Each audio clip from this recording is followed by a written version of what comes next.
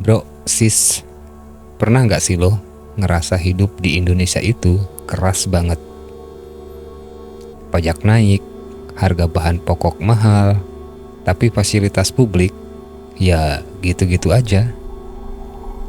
Nah, pernah nggak lo kepo gimana sih kehidupan pejabat kita dibanding pejabat negara maju kayak di Skandinavia?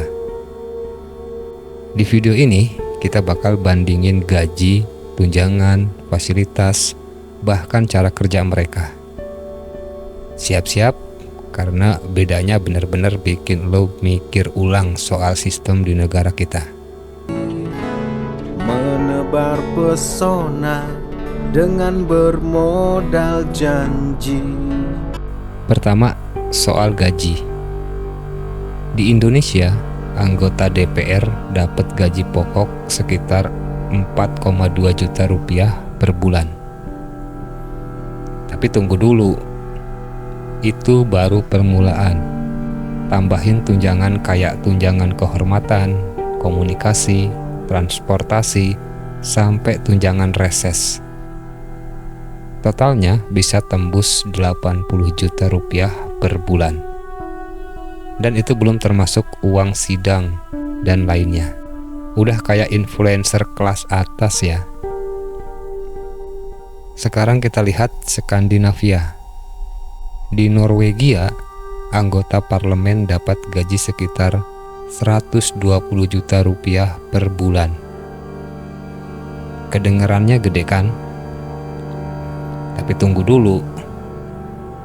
Gaji itu udah termasuk semuanya, bro. Nggak ada tunjangan ini itu. Mereka juga wajib bayar pajak tinggi, bisa sampai 50%. Jadi gaji mereka nggak jauh beda sama pekerja biasa. Pejabat di Indonesia, wah jangan ditanya. Rumah dinas gede, mobil dinas lebih dari satu, bahkan ada yang fasilitasnya sampai supir pribadi dan pelayan. Lo tahu nggak ada pejabat yang punya lebih dari satu rumah dinas, padahal mereka cuma kerja di satu tempat. Di Skandinavia, pejabat nggak dapat fasilitas mewah kayak gitu. Mereka tinggal di apartemen biasa atau rumah yang mereka beli sendiri. Transportasi, banyak yang naik sepeda atau kereta umum.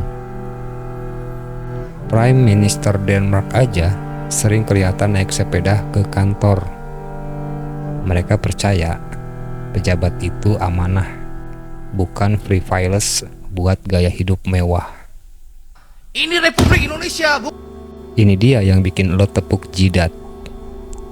Di Indonesia, rapat DPR itu sering banget nggak quorum. Ada yang datang cuma buat absen, terus cabut. Bahkan, lo pasti sering lihat meme pejabat yang tidur waktu sidang kan? Kalau di Skandinavia, lain cerita bro. Pejabat di sana benar-benar kerja keras. Mereka harus transparan banget sama jadwal kerja, laporan pengeluaran, dan keputusan yang mereka ambil. Kalau ada rapat, nggak boleh bolos. Absen sekali aja bisa kena teguran keras dari partai atau bahkan masyarakat. Intinya, mereka ngerti kalau gaji yang mereka dapat itu dari pajak rakyat. Jadi tanggung jawab mereka juga besar. Dan ini yang paling penting. Apa yang rakyat dapat dari pajak mereka? Di Skandinavia, pajak emang tinggi banget. Tapi semua kembali ke rakyat. Pendidikan gratis dari TK sampai kuliah. Kesehatan ditanggung negara, nggak pakai ribet. Transportasi umum, tepat waktu dan nyaman. Lo bayar pajak, lo dapat balikannya yang setimpal.